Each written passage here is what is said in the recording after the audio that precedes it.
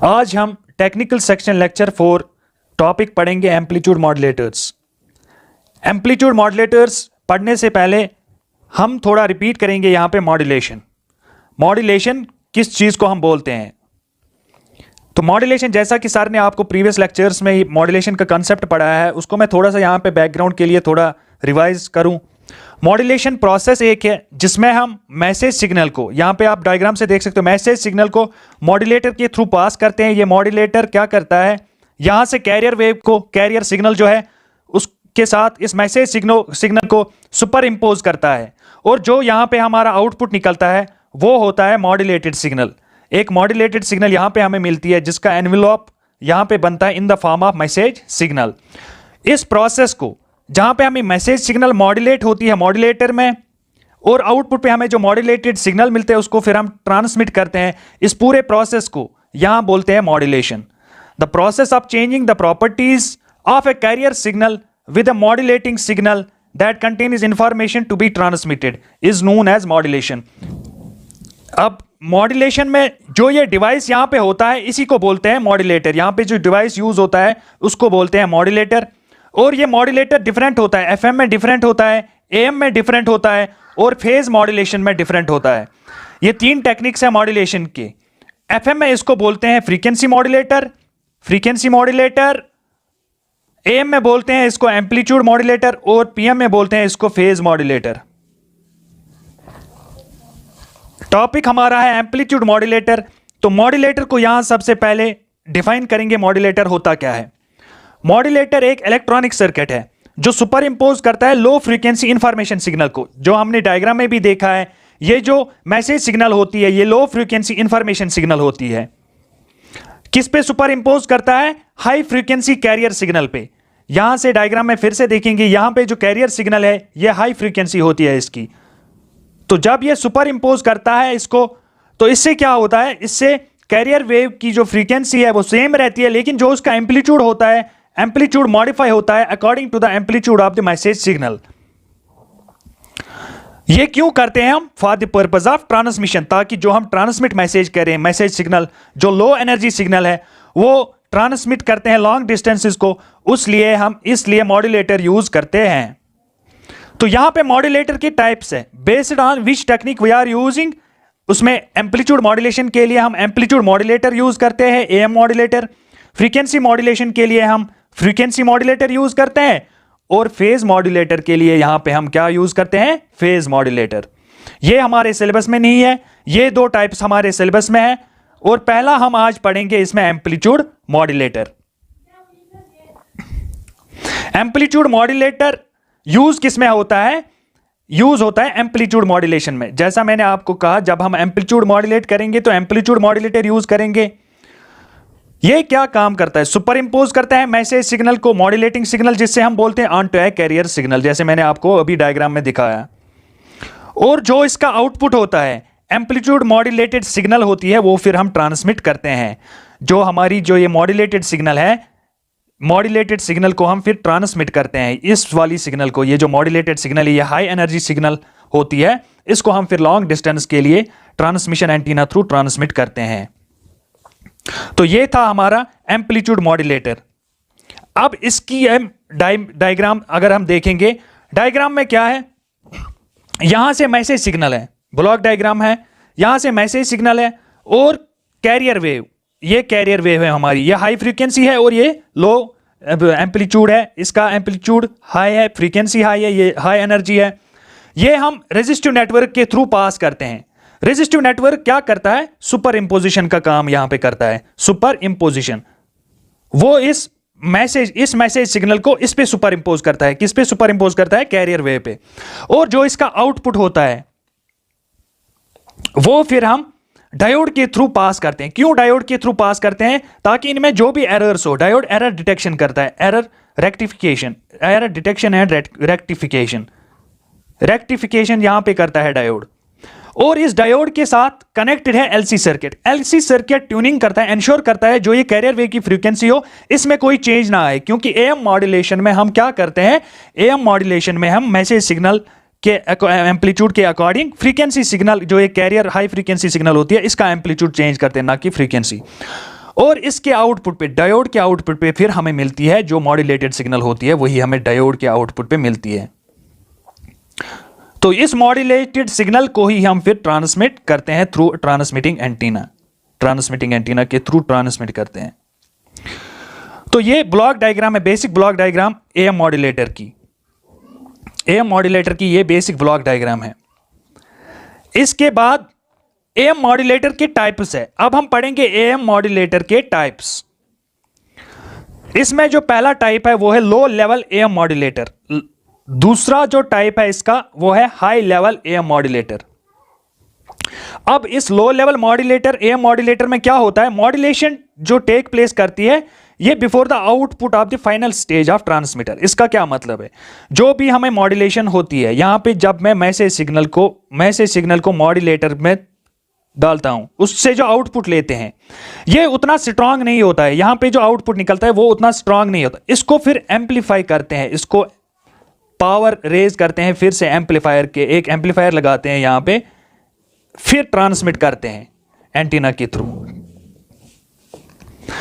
तो जो सिग्नल है वो उसको चाहिए ज्यादा एम्पलीफिकेशन, ट्रांसमिशन से पहले भी उसको एम्पलीफिकेशन करनी पड़ती है। पहले हम मैसेज सिग्नल को मॉड्यूलेटर के थ्रू करते हैं, फिर उसको आउटपुट जो है मॉड्यूलेटेड वेव उसको फिर से एम्पलीफायर के थ्रू पास करते हैं और फिर ट्रांसमिशन करते हैं, जो कि हाई लेवल एएम मॉड्यूलेटर में नीड नहीं होती है। Modulation takes place in the final stage of the transmitter. यहां पे जो मॉड्यूलेशन टेक प्लेस करती है वो ट्रांसमीटर के फाइनल स्टेज पे ही टेक प्लेस मॉड्यूलेशन होती है, उसमें फिर दोबारा मॉड्यूलेशन नहीं करती। और जो यहां पे मॉड्यूलेटेड सिग्नल होती है वो हाई एनर्जेटिक सिग्नल मिलती है हमें, उसको फिर दोबारा रिपीट नहीं करना पड़ता है, मॉड्यूलेशन नहीं करनी पड़ती है, मॉड्यूलेशन इसमें अगेन नहीं करनी पड़ती है, या एम्पलीफिकेशन नहीं करनी पड़ती है। एम्पलीफिकेशन इसमें जरूरत नहीं होती है, क्योंकि लास्ट स्टेज पे, जो फाइनल स्टेज पे है ट्रांसमीटर का, जो फाइनल स्टेज है वहीं पे इसकी मॉड्यूलेशन होती है। और हाई लेवल एएम मॉड्यूलेटर ये हाईली एफिशिएंट है, इसमें एफिशिएंसी भी ज्यादा है। मतलब जो हम ओरिजिनल मैसेज सिग्नल भेजते हैं नियर अबाउट अप्रॉक्सीमेटली वही सिग्नल हम वापस आउटपुट पे रिसीव करते हैं, नियर अबाउट। और इसकी जो क्वालिटी है वो बहुत हाई होती है। Quality high level modulator, high level AM modulator की बहुत हाई होती है, क्वालिटी इंक्रीज होती है इसकी बहुत ज्यादा than low level AM modulator. ये मोस्टली शॉर्ट डिस्टेंसेस के लिए हम यूज करते हैं, शॉर्ट डिस्टेंसेस जहां पे हमें चाहिए होते हैं, और ये लॉन्ग डिस्टेंसेस पे यूज करते हैं। इसके बाद जो है, इसके बाद हमें लो लेवल एएम मॉड्यूलेटर के भी टाइप्स है। अब हमें सिर्फ इसमें अब ये टाइप्स याद रखने हैं, ज्यादा इसमें डीप जाने की जरूरत नहीं है। एक टाइप है डायोड मॉड्यूलेटर। डायोड मॉड्यूलेटर में डायोड यूज होता है, जैसे मैंने आपको जो ब्लॉक डायग्राम बताई है उसमें हमने डायोड यूज किया, तो उसको बोलते हैं डायोड मॉड्यूलेटर।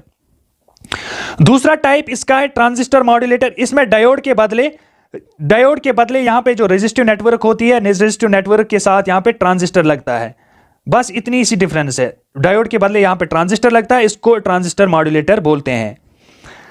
और तीसरा जो होता है यहां पे pin diode modulator. Pin diode एक स्पेशल टाइप का डायोड है जिसको हम microwave frequencies, very high frequencies और अल्ट्रा हाई फ्रीक्वेंसीज पे प्रोड्यूस करता है आउटपुट। अब ये टाइप्स ऑफ फ्रीक्वेंसीज है, जब हम आगे पढ़ेंगे टेलीकम्युनिकेशन में, जब आगे लेक्चर्स होंगे उनमें ये फ्रीक्वेंसीज मैं आपको बता दूंगा क्या होते हैं, वेरी हाई फ्रीक्वेंसीज और अल्ट्रा हाई फ्रीक्वेंसीज, इनका रेंज भी बताऊंगा। पिन डायोड है स्पेशल टाइप, जैसा मैंने बताया special type silicon junction diodes है। ये डिजाइन होते हैं फ्रीक्वेंसीज जो 100 मेगाहर्ट्ज से ग्रेटर हो, उनके लिए हम ये यूज करते हैं।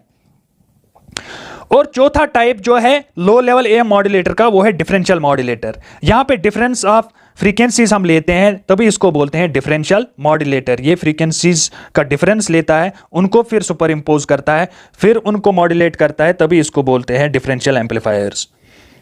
इसी तरह हाई लेवल एएम मॉड्यूलेटर के भी हमारे पास दो टाइप्स है। एक है कलेक्टर मॉड्यूलेटर जो वाइडली यूज होता है, यही वाइडली यूज्ड, ज्यादा यूज यही एक होता है। दूसरा है सीरीज मॉड्यूलेटर।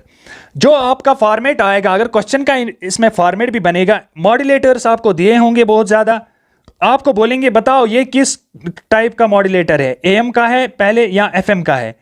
अगर आप थोड़ा सा और डीप जाएगा एग्जामिनर आपको बोलेगा लो लेवल एएम मॉड्यूलेटर के टाइप्स में से कोई एक बोलेगा, ये बताओ ये लो लेवल एएम मॉड्यूलेटर है या हाई लेवल है एएम मॉड्यूलेटर। तो इतना सा डीप जा सकता है एग्जामिनर यहां पे, क्योंकि जो आपकी लेवल है वो बहुत बेसिक रहने वाली है इसमें। तो टाइप्स हमने याद रखने हैं, लो लेवल एएम मॉड्यूलेटर के 4 टाइप्स है मेन, और हाई लेवल एएम मॉड्यूलेटर के 2 टाइप्स है। इसके बाद जो नेक्स्ट टॉपिक है हमारा वो है फ्रीक्वेंसी मॉड्यूलेटर। जैसा कि हमने पहले ही पढ़ा, फ्रीक्वेंसी मॉड्यूलेटर और एएम मॉड्यूलेटर के 2 टाइप्स है। तीसरा भी है फेज मॉड्यूलेटर, लेकिन फेज मॉड्यूलेटर आपके सिलेबस में नहीं है, आपको सिर्फ पढ़ने हैं एम्पलीट्यूड मॉड्यूलेटर और फ्रीक्वेंसी मॉड्यूलेटर। तो अब हम चलते हैं फ्रीक्वेंसी मॉड्यूलेटर पे। फ्रीक्वेंसी मॉड्यूलेटर में ऑब्वियसली यहां पे फ्रीक्वेंसी टर्म यूज है, तो फ्रीक्वेंसी ही मॉड्यूलेट होगी। किसकी फ्रीक्वेंसी मॉड्यूलेट होगी? जो कैरियर वेव की फ्रीक्वेंसी है वो ही मॉड्यूलेट होगी as per the amplitude of the original signal. ये जो ओरिजिनल सिग्नल है, यहां से कैरियर वेव है, carrier wave high frequency carrier wave है, यहां पे इस एम्पलीट्यूड के हिसाब से इसकी फ्रीक्वेंसी चेंज होगी। जहां पे इसका एम्पलीट्यूड हाई है वहां पे फ्रीक्वेंसी हाई रहेगी, और जहां पे लो है वहां से फ्रीक्वेंसी कम रहेगी, और फिर अगेन जहां पे हाई है वहां फ्रीक्वेंसी और ज्यादा हाई होगी।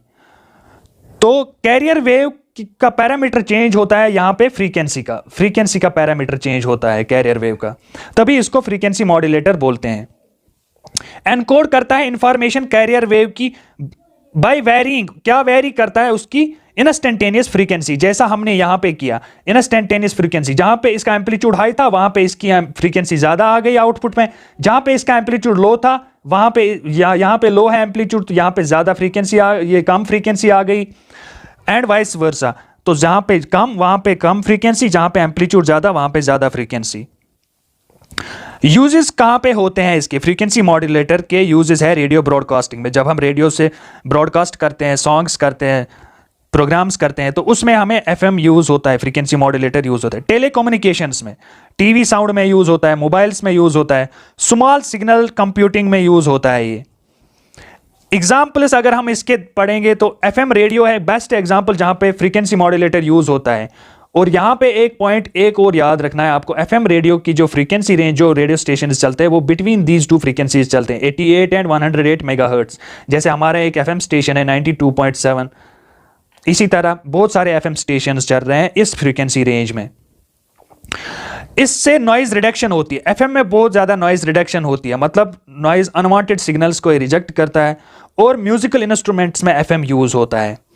तो इसकी ये एप्लीकेशंस कुछ यूजेस है इसके। यहां पे एक इंपॉर्टेंट पॉइंट आपको याद रखना है, यहां इस पे ऑब्जेक्टिव बन सकता है।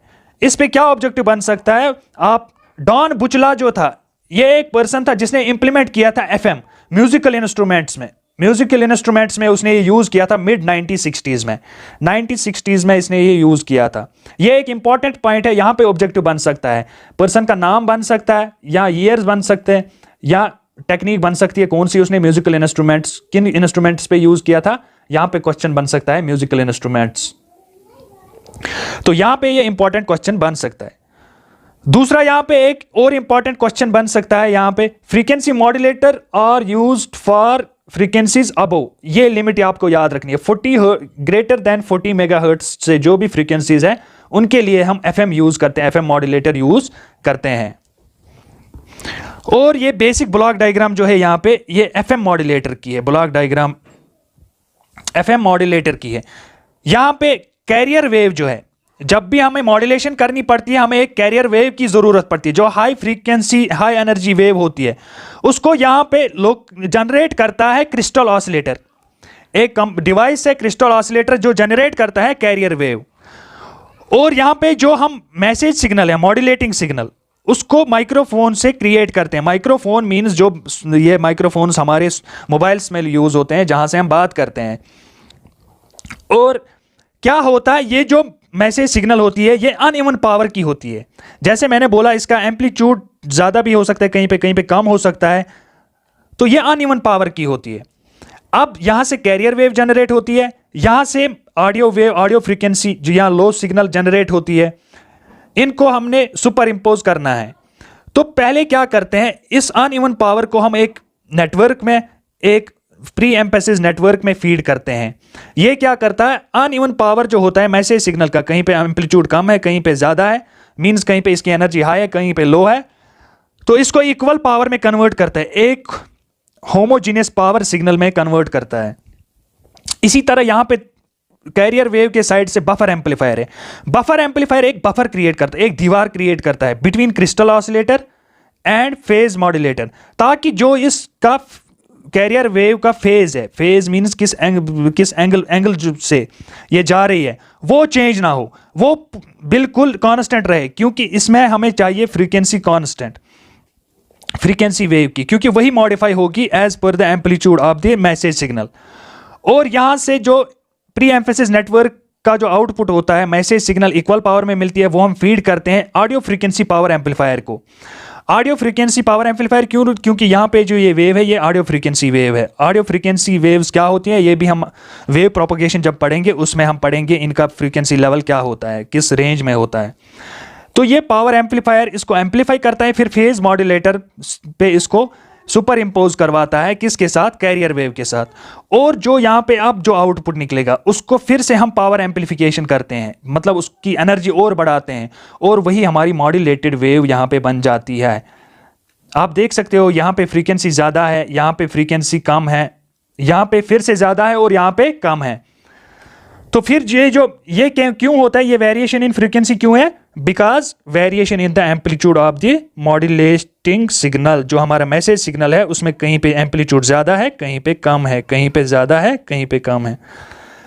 तो फिर यही इस आउटपुट जो निकलता है, मॉड्यूलेटेड वेव जो आउटपुट निकलता है, इसको हम ट्रांसमिट करते हैं थ्रू ट्रांसमिटिंग एंटीना। ये ट्रांसमिटिंग एंटीना है टू लॉन्ग डिस्टेंसेस। तो ये बेसिक ब्लॉक डायग्राम है फ्रीक्वेंसी मॉड्यूलेटर की। अब इस पे कहां से क्वेश्चन बन सकता है?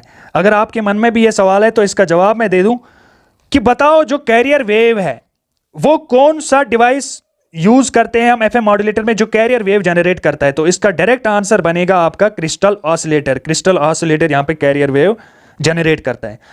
दूसरा क्वेश्चन इस पे यहां फ्रेम हो सकता है, बताओ इक्वल पावर ऑब्टेन करने के लिए, मैसेज सिग्नल का इक्वल पावर ऑब्टेन करने के लिए हम कौन सी नेटवर्क का यूज करते हैं, कौन से सर्किट का यूज करते हैं? वो है प्री एम्फेसिस नेटवर्क।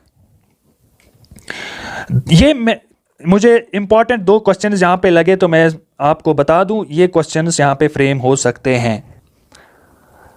इसके बाद जो हमारा नेक्स्ट टॉपिक है वो है एप्लीकेशंस ऑफ एम्पलीट्यूड मॉड्यूलेशन या एम्पलीट्यूड मॉड्यूलेटर। कहां पे हम दोनों यूज करते हैं? एम्पलीट्यूड मॉड्यूलेशन कहां पे हम यूज करते हैं, इसकी एप्लीकेशंस क्या है?